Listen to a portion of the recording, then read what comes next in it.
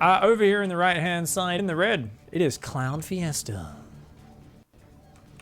And over here in the left, it is King of Blades.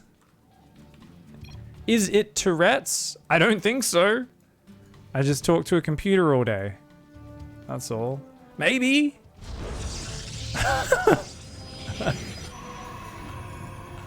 I don't fucking know. So for anyone who's just tuning in on YouTube, my chat's wondering if I have Tourette's because I make a lot of funny noises. I think it may just be a side effect of the fact that I spend 8 hours a day talking to my computer, that I make random noises with my mouth all the time. Maybe, I don't know. Could be because I have Tourette's, I don't know. I've heard Tourette's is a spectrum.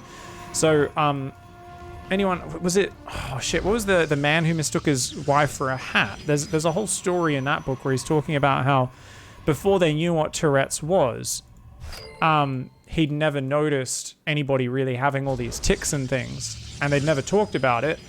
But once it got defined as a mental condition or whatever, he started realizing there were people everywhere. He kept noticing on the street. Once he'd had it defined as a thing in his head, he started seeing these different little tics and mannerisms, and he was like, oh fuck. Heaps of people have like some level of Tourette's or some sort of like weird little tics and things and compulsive things they do. It's actually really common. Then he's like, wait, but I'm obviously noticing it 1,000 times more because now it's being classified, and you start to kind of say this is like a condition or an illness, and you start to think about it differently and notice it more, and it's a weird thing. Long story short, guys, I think I'm probably on a lot of spectrums, and I don't let it define who I am as a person. I am at my core somebody who watches a lot of StarCraft games, and right now we are casting the Down and Dirty StarCraft challenge, where players weren't allowed to go above 35 workers. Now, I'm imagining this replay was sent in by the red player, since his name's Clown Fiesta. For those who don't know, a Clown Fiesta is a common gaming term used to describe an absolute shit show when both players are playing the silliest strategies you could possibly think of. Now, this player over here, King of Blades, has not started Warp Gate till just now. It was immediate Stargate, the fastest Stargate you could ever imagine. Wouldn't it be funny if after spotting that going down as Clown Fiesta, you lose a ton of probes to the first Oracle? That would be a big brain move. I would like to see that, Clown Fiesta. Please make it happen. 2 Adepts, followed by 2 Stalkers, going to be rallied out across this map. So nice solid opening so far for the red Protoss. Guys, I haven't even announced the new challenge. We had such a quick game one. Let's announce it. The new challenge... Oh my god, I actually have a... I've kind of messed up the challenge command in chat. I don't know if Helix is around. I'll clean that up after this game. If you guys could please remind me. Avoid fighting front on. It's Scorched Earth, guys. Avoid fighting front on and burn your enemy's base down instead. So go for the base trade. Essentially, I want people... It's not so much about backstabbing their economy, but really trying to actually win the game through base trade, you know. Hiding your army out on the map and running in.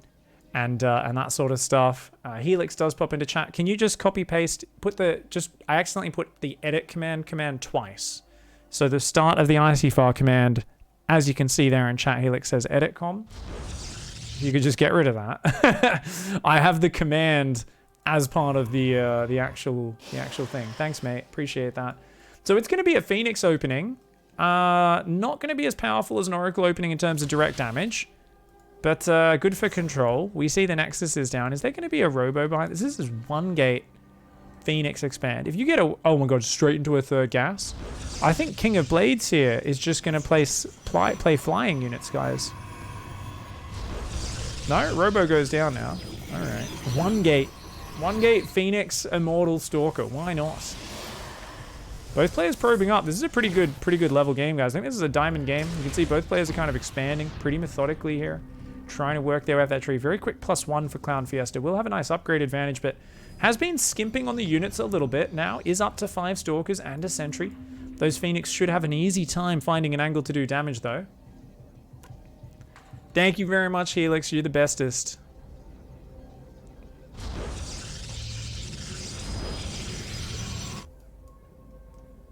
Why do people think Terrans are the base trade race? Zerg and Protoss have better base trade capabilities than Terran. Floating buildings isn't just an auto-win. I think all races are pretty good for it. Like Zerg have floating supply depots, which is huge, right? So if you guys ever rebuild after a base trade and the Zergers just like put all their overlords in the dead space and they're all still alive, that's ridiculous. Recall is obviously super good. But at the same time, the ability to just lift off your production and your buildings, you know, I mean, Terran is definitely the draw race. Like, Terran can be losing a game and force a draw, right? Just by hiding their buildings in the corner. Like, he doesn't have any flying units. Quick, let's force a draw, you know, snipe the next eye and the probes. I think every race has their own capabilities for it. Zerglings are the best unit in a base trade if you can actually get on top of their buildings and their economy, because Zerglings are just the highest damage unit in the game. Oh shit, Clown Fiesta, it's time for the party to get started. They've got their makeup on. Big fucking bright red lips, scary as fuck mask. Their paint kind of looks a little bit like the demon out of It, whatever his name is. I always forget his name. Hey girl, yo, you know, with his fucking creepy laugh. I'm not even gonna try to imitate it because they do it so well in the movie. That guy is so creepy. Pennywise, that's his name. Pennywise gives me fucking nightmares and shit because he's a scary mother trucker. They just killed the entire, like, 8 probes. King of Blades already looked kind of shit economically there and just lost 8 probes. I think it's King of Blades playing the challenge. Is it? Wait. King of Blades is rebuilding probes, but he's trying to stop right on 35, isn't it? Yeah, okay. So it's going to be Phoenix into Charge Zealots. Now, there's a lot of players out there. I put out a challenge. They say, Pig, it's so hard. How am I meant to do it on 35 workers? Here's a hot tip, guys. Don't go Phoenix.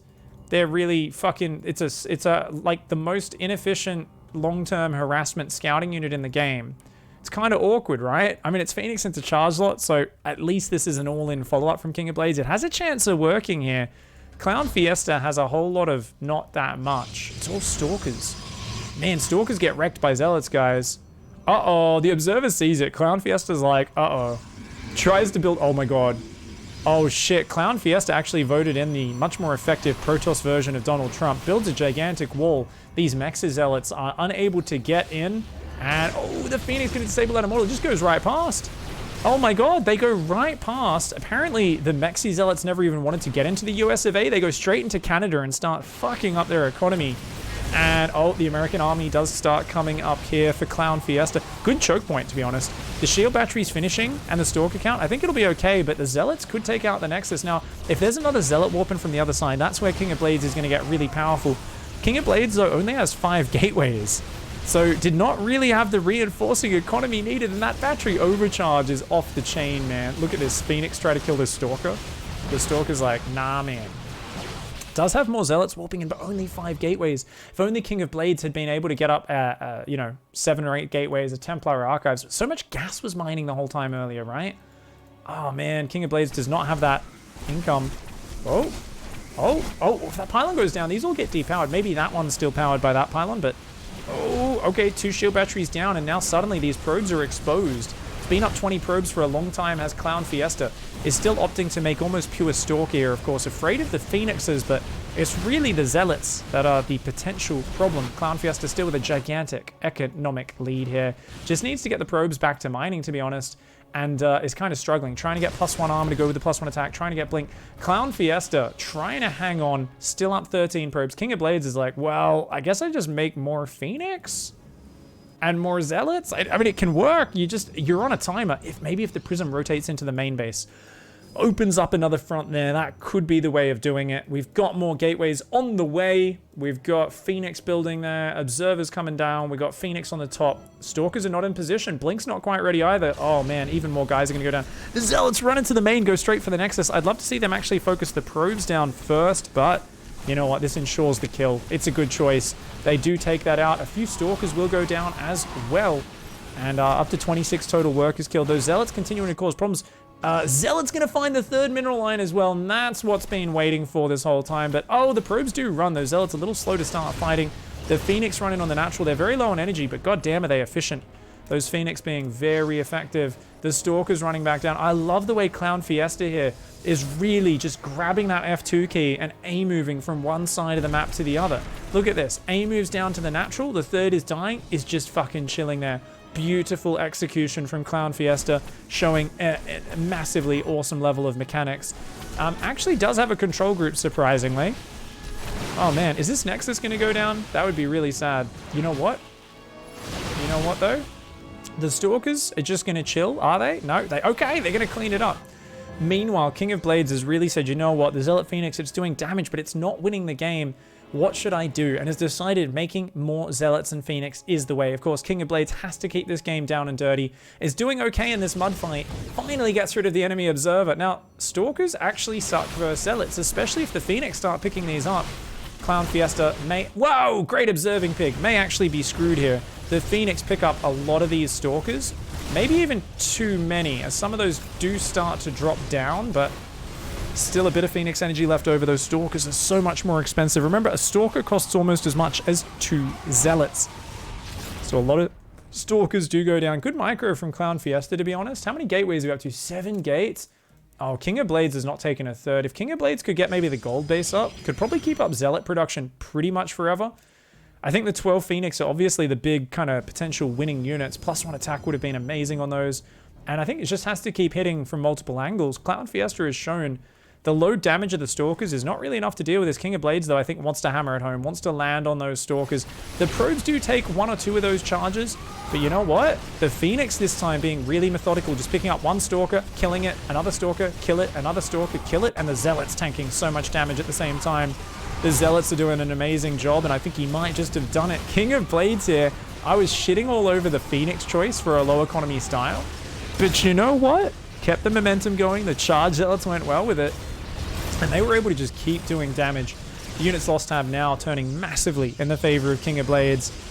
And yeah, Phoenix Zealot actually a very good choice. Just still rallying these over as well, man. Clown Fiesta is trying to get up more Stalkers. At any point, Archons would have been obviously huge, because anytime the Phoenix clump, an Archon shot would have been massive. And there is, in fact, a Twilight Council and a lot of gas. So, you know, Archon's the counter to Zealots. They're also the counter to Phoenix. Phoenix can't even lift them up. But Clown Fiesta just trying to get enough Stalkers to hang on. Oh my god, the overcharge. Look at the overcharge. Oh my god, the Phoenix. There's actually so many Phoenix, they blasted through the overcharge. They're very slow, because they're shooting enough damage that they actually are getting hull damage done. And then as overcharge runs out, of course, they actually just have an easy time of it, eradicating these Stalkers. And that's going to be that. Hot diddly damn. Phoenix Zealot. It's a good comp, mate. It's a good comp. Just kept the fight going over and over. Clown Fiesta now going for the Templar Archives. A little bit too late, mate. You are dead. There's even Archons being made for King of Blades here. Yeah, imagine if there was just like 2 Archons with shield batteries at some point. Definitely a chance to stabilize. Clown Fiesta's still up 10 probes here, but Zealots find the third, as do the Archons. Clown Fiesta says... Meep, meep. Turns out Phoenixes are pretty good. I take back everything I say, guys. GG, well played. Someone in chat says, what if he target fired the Phoenixes instead of the Zealots? Well, then he'd be taking a fucking crazy amount of damage versus the Zealots is the problem. Because if you want to stand there and keep shooting the Phoenix, well, it means you got to stay there. So you got to run back all the Zealots, just butcher the Stalkers. That's why the Zealot Phoenix combo is so beautiful. It's because it's like, hey, do you want to get killed by the Zealots? Like, no. So they got to run back. But then the Phoenix is like, cool, we'll just pick you up, kill you, pick you up, kill you. So it's pretty good. Zealots in general, one of the most efficient units in the game. Someone in chat says sentries to make the Zealots useless would have really helped. Sentries actually would have been a terrible choice because sentries are light units. They're very fragile with only 80 hit points. So really easy targets for you to just pick up with the Phoenix.